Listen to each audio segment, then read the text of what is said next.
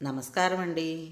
మనం ఇప్పుడు డాక్టర్ కె.వి. రమణారావు గారు వ్రాసిన కలలోని నిజం అనే కథను విందామా? ఆమె మీ అమ్మలాగా లేదు. దూరంగా బెంచి మీద కూర్చున్న పెద్దావిడని భర్తకు చూపిస్తూ అడిగింది జనని. ఆవిడ తన మనవడికి కాబోలు మురిపంగా అరటిపండు తినిపిస్తోంది. అటువైపు ఒకసారి చూసి తల తిప్పుకున్నాడు రైల్లో కిటికీ పక్కన కూర్చున్న మాధవరావు. భర్తకి సెండ్ ఆఫ్ ఇవ్వడానికి వచ్చి కిటికీ పక్కన ప్లాట్ఫామ్ మీద నిలబడి ఉంది జనని. అతను తన సొంత ఊళ్ళో అమ్మిన చివరి 4 ఎకరాల పొలం తాలూకు రిజిస్ట్రేషన్ పని మీద నెల్లూరు నుంచి రాజంపేటకు వెళుతున్నాడు. ఉదయం 10 గంటలు అవుతుంది. రైల్వే స్టేషన్లో పెద్దగా జనం లేరు. భర్త మొహం ప్రసన్నంగా లేకపోవడం గమనించింది జనని. ఇక మన ఊరు ఎప్పుడో కానీ వెళ్ళరు. రిజిస్ట్రేషన్ రేపు కదా, రాత్రికి మన ఊరెళ్ళి మన ఇంట్లో ఉండండి అనునయంగా చెప్పింది జనని. అది మన ఇల్లు కాదు, అనురాధది కోపంగా అన్నాడు మాధవరావు. అనురాధ మీ చెల్లెలే కదా, ఎవరో అన్నట్టు మాట్లాడతారే? ఆ బంధం అప్పుడే తెగిపోయింది. వాళ్ళ పరిస్థితి బాగుండకే కదా మీ అమ్మ వాళ్ళకి ఇల్లు పొలము ఇచ్చింది. అయినా ఎవరికిచ్చింది? మీ ఒక్కగానొక్క చెల్లెలికేగా. మీరు ఆ ఇంటి గడప తొక్కి 2 ఏళ్ళు అయింది. ఆస్తి కోసం రక్త సంబంధం తెచ్చుకుంటామా? జనని వదల్లేదు. మాధవరావు మాట్లాడలేదు.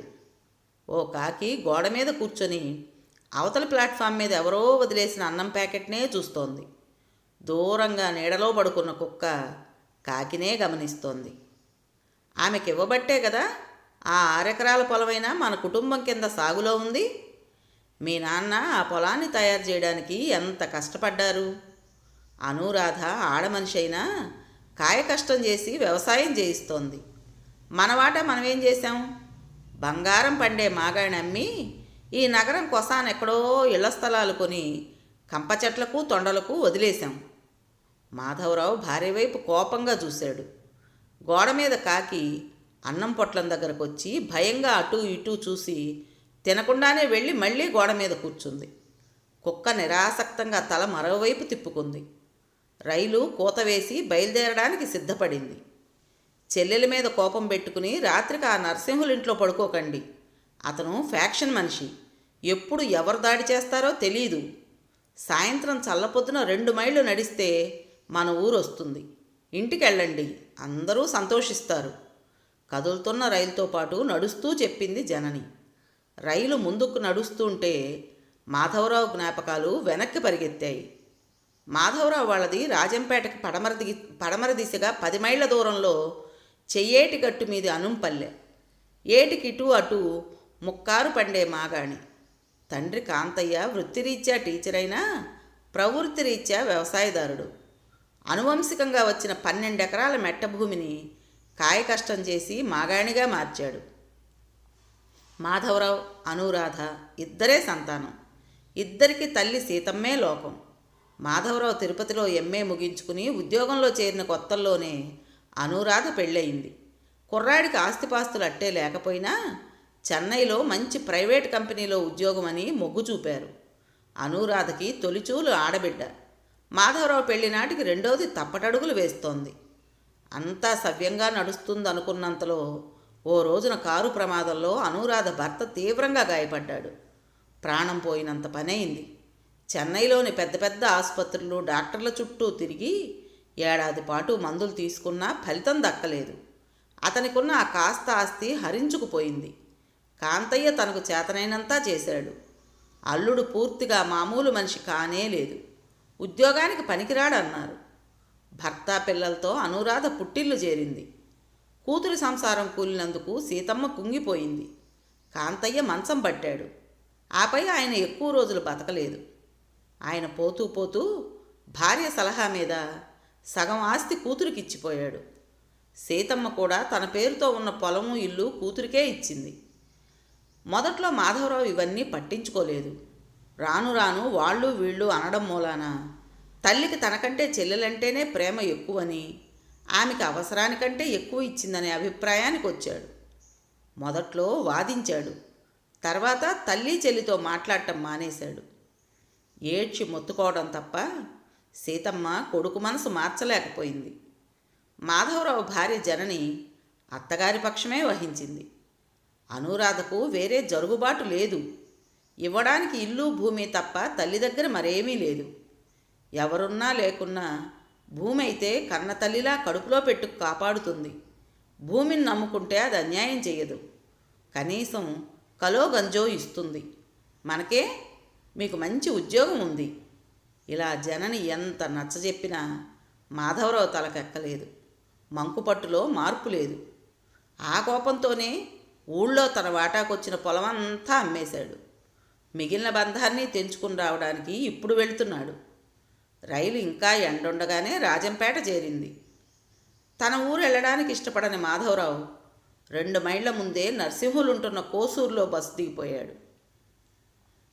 ఆ రాత్రికి నరసింహులింట్లోనే ఉండడానికి నిశ్చయించుకున్నాడు. నరసింహులు ఇల్లు అవడానికి డాబా అయినా 4 వైపులా పెద్ద పెంకుల వసారాలున్నాయి. ముందు వైపు వీధిలోకి ద్వారానికి ఇరువైపులా పెద్ద పెద్ద అరుగులు. రాత్రి భోజనం తర్వాత నరసింహులతో పిచ్చాపాటి మాట్లాడాక వీధి అరుగు మీద పక్క పరిపించుకున్నాడు మాధవరావు. ఇంట్లో పడుకోమన్నా వినలేదు. తన ప్రాంతాల గాలి పీల్చి వెన్నెల చూస్తూ నిద్రపోయి చాలా కాలమైందన్నాడు. వీధి పొడవున చెదురుమదురుగా కలిసిపోయిన ఇళ్ళు, చెట్ల మధ్య సప్తమి నాటి వెన్నెల చీకటితో నిశ్శబ్దంగా దోబూచులాడుతోంది. అప్పుడప్పుడు చల్లని గాలి సడిచేయకుండా వీస్తోంది. తన ఊరు, తన బాల్యం, చెల్లి తను ఆడుకోవడం, తమ చిన్ని తగవులు తల్లి తీర్చడం మాధవరావుకి ఒక్కొక్కటి గుర్తుకొస్తున్నాయి.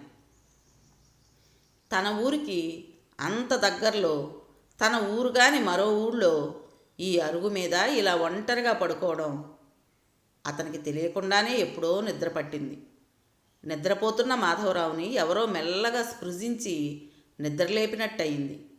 కళ్ళు తెరిచి చూశాడు. అంతా మసగ్గా ఉంది. రాత్రి ఏ ఝామో తెలియలేదు. ఎదురుగా తన కాళ్ల పక్కన వీధి వైపు ఎవరో ఆడమనిషి కూర్చొనుంది. తేరిపార చూశాడు. ఇంతలో ఎక్కడి నుంచో కొంచెం వెలుతురు ఆమె మీద పడింది. ఆమె తన తల్లి సీతమ్మ. చిత్రంగా ఆ గుడ్డి వెలుతురులోనూ ఆమె మొహం స్పష్టంగా కనిపిస్తోంది. పొల్లంపేట నేతచీర కట్టుకుని కొంగు భుజం చుట్టూ కప్పుకుంది. తన వైపే ఆప్యాయంగా చూస్తోంది. అదేమిటి ఇంత రాత్రి వేళ ఇక్కడికొచ్చింది? ఎలా వచ్చింది అసలు?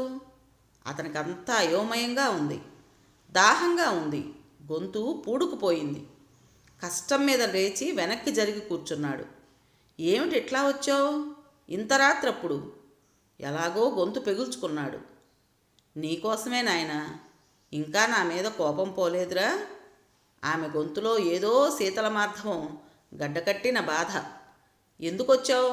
నీకు నేనంటే ఇష్టం లేదు, చెల్లెలంటేనే ఇష్టం. నా ప్రాణాలన్నీ నువ్వేరా. తల్లికి బిడ్డల్లో తేడా ఉంటుందా నాయనా? ఆమె కంఠంలో వేదన, కళ్ళు ధారగా వర్షిస్తున్నాయి. ఆమె ఇంకా ఏదేదో మాట్లాడుతోంది సగం స్వగతంలా. ఆమె ముందుకు వంగి తన చెయ్యి పట్టుకుంది. ఆమె చెయ్యి చల్లగా ఉంది. ఆ చల్లదనం అతని ఒళ్ళంతా ప్రవహించింది. అతనికి తన శరీరం లోపల ఉన్నదంతా కరిగిపోయి శూన్యం ఏర్పడినట్టు, ఒళ్ళు తేలికైనట్టు అనిపించింది. ఇంత చిక్కిపోయినావేమరా? అన్నం సరిగ్గా తింటున్నావా? ఈసారి ఆమె మొహం స్పష్టంగా కనిపిస్తోంది. ఆమె తడికళ్ళల్లో ఉన్న ప్రేమను చూసి అతను నిశ్చేష్టుడయ్యాడు. ఇంటికి రాకుండా ఇక్కడ పడుకున్నావేం బాబు? ఈ నరసింహులున్నాడే, వీడికి ముఠాకక్షలున్నాయి. వాడనుకుని నిన్నేమైనా చేస్తారేమోనని ప్రాణాలు ఒగ్గపెట్టుకుని వచ్చినాను నాయన. ఇంటికి రాకపోతే పోతివి, వెళ్ళి లోపల పడుకో. ఈవేళప్పుడు ఇక్కడొద్దు, నీకు చెప్పిపోదామని వచ్చినాను నాయనా. ఆందోళనగా ఆర్తిగా చెప్పిందామె. అప్పుడప్పుడు భయంతో అటూ ఇటూ చూస్తోంది. మాధవరావు మగతలో ఉన్నవాడిలాగా తల ఊపాడు. వస్తాన్రా, చాలా దూరం పోవాలి. కోడలు పిల్లలు జాగ్రత్త నాయనా, వెళ్ళి లోపల పడుకో అంటూ ఆమె లేచి అరుగు దిగి పడమర దిక్కుగా నడుస్తూ వెళ్ళిపోయింది. తల్లిని ఆగమని మాధవరావు గట్టిగా అరుస్తున్నాడు. కానీ గొంతులోంచి మాట బయటికి రావడం లేదు. లేచి తల్లి దగ్గరికి పరిగెత్తాలని ప్రయత్నిస్తున్నాడు కానీ చేతులు కాళ్ళు కదలటం లేదు. కళ్ళల్లో నీళ్లు కారిపోతున్నాయి. బలంగా చేతుల్ని కాళ్ళని విదిల్చాడు. స్తంభానికి చెయ్యి తగిలి అబ్బా నరిచాడు. నిద్రలో విసరగా చెయ్యి స్తంభానికి గట్టిగా తగలడంతో మాధవరావుకి మెలకు వచ్చింది. ఒళ్ళంతా సన్నగా కంపిస్తోంది. చెమటలు పట్టాయి. కాసేపు ఏమీ అర్థం కాలేదు. చెయ్యి నొప్పి తెలుస్తోంది. వీధిలో అంతా నిశ్శబ్దంగా ఉంది. వెన్నెల పలచబడింది. లేచి కూర్చున్నాడు. తల విదిలించాడు. కొంచెం స్పృహలోకి వచ్చాడు. తన తల్లి కనిపించటం, మాట్లాడటం అంతా కలలో జరిగిందన్నమాట. కానీ ఇంకా తల్లి ఎదురుగా కూర్చున్నట్టే ఉంది. నెమ్మదిగా స్ఫురణకొస్తోంది. తల్లి చనిపోయి 3 ఏళ్ళయింది. ఆమె భౌతికంగా వచ్చే అవకాశమే లేదు. కానీ ఇదంతా భౌతికంగా జరిగినట్టే ఉంది. ఆమె ఆత్మ వచ్చిందా? తనకు అలాంటి వాటి మీద నమ్మకం లేదు. రాత్రంతా ఆ విషయాలే ఆలోచిస్తూ నిద్రపోయాడు. అందుకే తల్లి కలలోకి వచ్చింది. కానీ అదంతా కళ అంటే ఇంకా నమ్మకం కలగడం లేదు. అంత స్పష్టంగా జరిగింది. అరుగు దిగి వీధిలోకి వచ్చి చూశాడు. దూరంగా వీధి చివర ఓ ముసలావిడ కర్ర పట్టుకుని నడుస్తూ వెళుతుంది. పరుగులాంటి నడకతో వెళ్ళి చూశాడు. అక్కడెవరూ లేరు. ఇది కూడా భ్రమేనా? తిరిగి వచ్చి అరుగు మీద కూర్చున్నాడు. శరీరం వణుకు తగ్గి పూర్తిగా స్వాధీనంలోకి వచ్చింది. ఇతనిలో ఇన్నాళ్ళు గడ్డకట్టి ఉన్న చెడు భావనలు కలలోని తల్లి స్పర్శతో కరిగి ప్రక్షాళనైనట్టు అనిపించింది. తర్కానికి లొంగని మూర్ఖత్వం కలలో జారిన కన్నీటిలో కరిగింది. ముళ్ళును ముళ్ళుతోనే తీసినట్టు. వృద్ధురాలవుతున్న తల్లిని తన దగ్గరుంచుకోవాల్సి వస్తుందని ఇన్నేళ్ళు తనే ఈ మూర్ఖత్వాన్ని పెంచి పోషించాడా? లోకం దృష్టిలో కోడళ్ల కంటే కొడుకులు మంచివాళ్లుగా చలామణి అవుతున్నారు. కొన్ని నిజాలు ఎప్పుడో కానీ బయటపడవు. తల్లిని ఎంత బాధ పెట్టాడు. దీనికి నిష్కృతి ఉంటుందా? మాధవరావు పక్కనే ఉన్న మరచెంబులోని నీళ్లు తాగాడు. నెమ్మదించిన శరీరాన్ని మళ్ళీ పక్క మీదకు చేర్చాడు. అంతలో అతనికి కలలో తన తల్లి చెప్పిన చివరి మాటలు గుర్తొచ్చాయి. భయంతో కాకపోయినా తల్లి మాటకు కట్టుబడి పక్క చుట్టుకుని వెళ్ళి లోపల పడుకునే ఉద్దేశంతో వీధి తలుపు తట్టాడు. ఉదయాన్నే లేచి మొహం గడుక్కుని హాల్లో కూర్చున్న మాధవరావుకి నరసింహులు కాఫీ ఇస్తూ, మనం రాజంపేటకు 10 గంటలకు బయలుదేరితే చాలు. 1 గంటకు రిజిస్టార్ ఆఫీసులో పని అయిపోతుంది. నువ్వు 2 గంటల బండికి వెళ్ళిపోవచ్చు అన్నాడు. నరసింహులు, నువ్వేం అనుకోకుండా ఉంటే ఒక్క మాట. నేను ఈ మిగిలిన 4 ఎకరాల భూమిని అమ్మే ఉద్దేశం మానుకున్నాను. నీ దగ్గర తీసుకున్న డబ్బంతా వాపసు ఇచ్చేస్తాను. నువ్వు కాదనకు అన్నాడు మాధవరావు నెమ్మదిగా. నరసింహులు ఆశ్చర్యపోయి, సరే నీ ఇష్టం, నీ మాట కాదనలేను. తల్లిలాంటి భూమిని పోగొట్టుకోవాలంటే ఎవరికైనా బాధే. అయినా మాధవ, నువ్వు టౌన్లో సెటిల్ అయిపోయినావు. రాధమ్మతో మాటలు లేవు. మీ ఊరికి వచ్చేదే మానుకున్నావు. సేద్యం చేయలేకే కదా అమ్మినావు. మరిప్పుడు మిగిల్చుకుని ఏం చేస్తావు అన్నాడు. మా చెల్లెలికి కౌలుకిస్తాను. కౌలు డబ్బు దాని పిల్లల పేరుతోనే బ్యాంకులో వేయమంటాను. నివ్వెరపోయిన నరసింహుల్ని చూసి చిన్నగా నవ్వి మళ్ళీ అన్నాడు మాధవరావు. ఇంకో మాట, నువ్వు మరో 10,000 చేబదులుగా ఇవ్వు. ఇద్దరం రాజంపేట పోయి మా చెల్లెలకి, బావకు, పిల్లలకు మంచి బట్టలు తీసుకుని మా ఊరు వెళదాం. విన్నారు కదండి, కలలోని నిజం. మరి ఈ కథ మీకు నచ్చిందా? నచ్చినట్టయితే లైక్ చేసి మరో 4గురికి షేర్ చేయండి. అలాగే ఈ కథ పైన మీ విలువైన అభిప్రాయాన్ని కామెంట్ బాక్స్లో తప్పకుండా తెలియజేస్తారు కదూ. మరి ఇంత మంచి కథను మనకు అందించిన రచయిత డాక్టర్ కెవి రమణారావు గారికి మనస్ఫూర్తిగా మనందరి తరపున ధన్యవాదాలు తెలుపుకుంటూ, ఇటువంటి మంచి మంచి కథల కోసం కొత్త వాళ్ళు మన ఛానల్ని తప్పకుండా సబ్స్క్రైబ్ చేసుకోండి. రేపు మరో మంచి కథతో మీ ముందుకు వస్తాను. అప్పటి వరకు ఉంటానండి.